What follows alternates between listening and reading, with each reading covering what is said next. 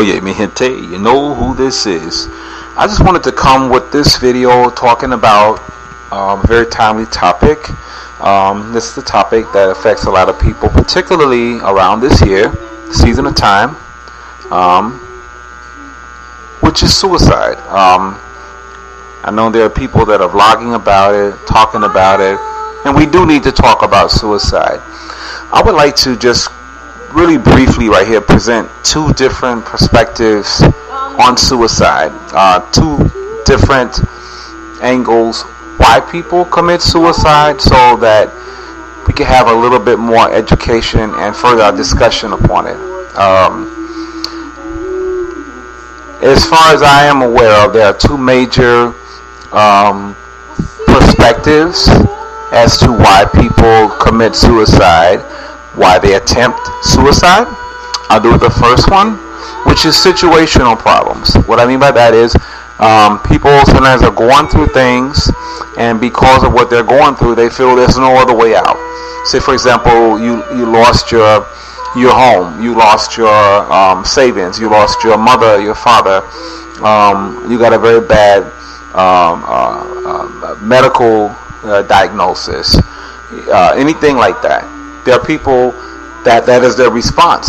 You know, they may have been doing fine up until that point, but they get some news or information that is completely over their heads, because sometimes, you know, people can get news and things about events that affect them greatly, that they have no experience with, they have absolutely no idea how to deal with it, and it's completely overwhelming. You know what I'm saying? And that is the response, you know, we see and we hear about that. And then there is the other side of that, suicide, and that is when people commit suicide due to having a psychiatric illness. What you need to know is that there are people that are living with mental illness, and depending on what the mental illness is, and depending on the individual, because it can vary greatly, but suicidal ideation, suicide attempts, and when a person is obsessed with it and they feel compulsed, is a very classic symptom of suicide, particularly when it's like a urge and a compulsion, and the person is prone to this thought over and over again. It's something that affects a great number of people that have mental illness. And a lot of times, if you aren't living with a mental illness yourself, or if you're not dealing with it in terms of having a loved one, friend, or relative that's dealing with mental illness, or if you're not a person working in the healthcare field, or someone that's studying it from maybe a collegiate standpoint, this is information that you may not ever know. And so it appears, or can appear, that people are just giving up on life, that they're weak, that they just didn't have enough inner conviction to get past whatever their problems were, whatever. But suicide is a classic symptom when it occurs like that, when the urge is so strong, when the desire is so strong, when the thought of it is so strong, when the attempts are made like that. That's a classic symptom of a mental illness. Think about it, how if a person is clearly thinking and in their right mind, you wouldn't harm yourself. You know what I'm saying? You wouldn't have any thought to do that. So that clearly shows you the person is emotionally disturbed.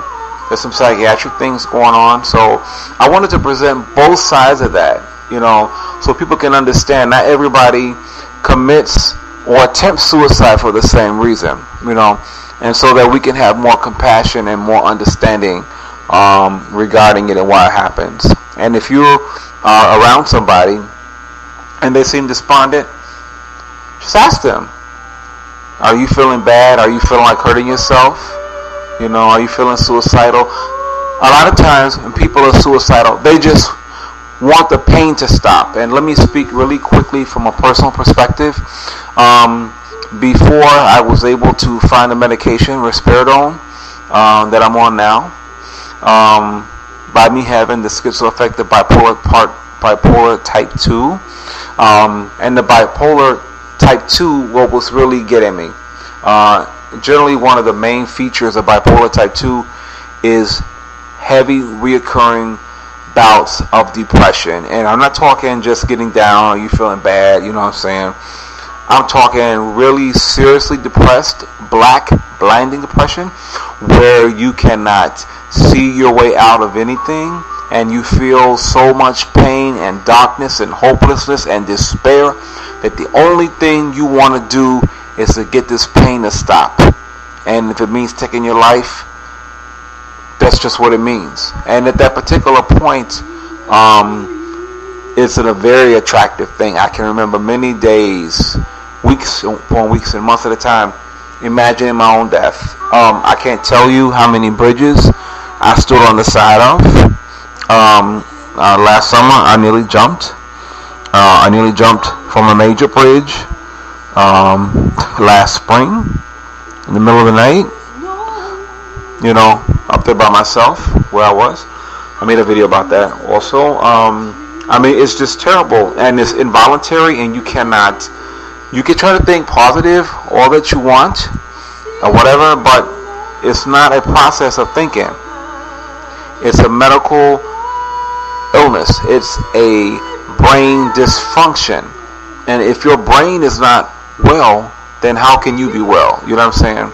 There's just so many people, and it saddens me, that don't believe in mental illness. But how are you saying that you don't believe in mental illness, which is a brain dysfunction, when you say that you believe in hypertension, you know, which is a problem, you know, with the cardiovascular system or whatever, you know, or you say you don't believe in arthritis, which is a problem with your bones, you know what I mean?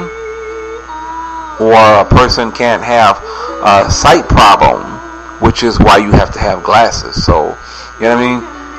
It's just that basic. And when you're having those suicidal tendencies, those urges, those compulsions, those thoughts, when they're obsessive like that, it's comparable to, like, if you ever hurt yourself and been in such the worst pain you ever been, maybe a toothache or whatever you can think back to remember, emotionally that's what it feels like, and the only thing you can think of is getting out of the pain, and whatever it takes to do that, that's what it feels like. So, you know, and you need help. You need help. And it wasn't for me until I, you know, started this medication, and I'm in therapy, and I'm talking about it, and I vlog, you know, I'm doing what I do, and it helps me with it, you know. But there's still times, you know, here and there where the depression breaks through. You know, medication is not a super save-all kind of thing. Just like some people that have depression or maybe hypertension, and then I watching the salt, the pressure will go up a little bit, or whatever, you know, whatever your situation is. So it can still happen. So we have to be watchful and mindful. But, you know, particularly during this holiday season, where a lot of people are feeling bad about their circumstances, and then if you have a mental illness and you have things that are going on that are not good or helping your life, that can trigger and make your mental illness worse and make it even harder for your medication to work. So we have to, you know, do more, you know what I'm saying, really be attentive and watch ourselves and make sure that we're charting how we're feeling. But if you are feeling suicidal, or if you know someone that you think is feeling suicidal, talk to them. Sometimes people just want to be heard. It doesn't mean that you have to have all the answers, but be willing to listen to them. Just ask them, you know what I'm saying? Hey, are you feeling bad? Are you feeling like hurting yourself? Ask them directly. You know, if it seems very clear, are you thinking of, you know, killing yourself? You know, talk to them. Let them know that you're there for them. Sometimes that can make so much difference. But if you're feeling that way, please go to an emergency room. I did that many times. Go talk to a medical doctor, a psychiatrist. You know, call, you know, 1-800-SUICIDE. You can Google it. You know, reach out, talk to a friend, even sometimes a stranger. You know, somebody to listen to you until you can get help that you need. But mental illness is a medical condition, and we need to understand that and open ourselves up so we can go and seek the professional help so that we can be better. So Again, I just wanted to present those two perspectives on why people commit suicide. All right, one from just the book knowledge and one from my own personal experience. All right, live and love, mi gente. Te quiero.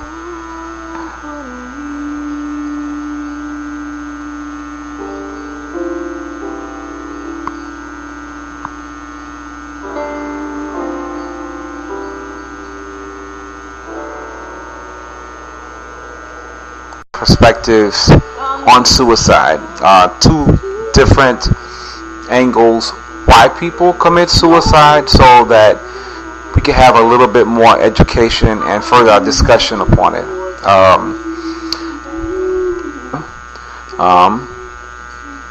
Which is suicide. I know there are people that are vlogging about it, talking about it, and we do need to talk about suicide. I would like to just really briefly right here present two different, I mean by that is people sometimes are going through things, and because of what they're going through, they feel there's no other way out. Say for example, you lost your home, you lost your savings, you lost your mother, your father. You got, as far as I am aware of, there are two major perspectives as to why people commit suicide, why they attempt suicide. I'll do the first one, which is situational problems. Oh yeah, mi gente, you know who this is. I just wanted to come with this video talking about a very timely topic. This is the topic that affects a lot of people, particularly around this year, season of time.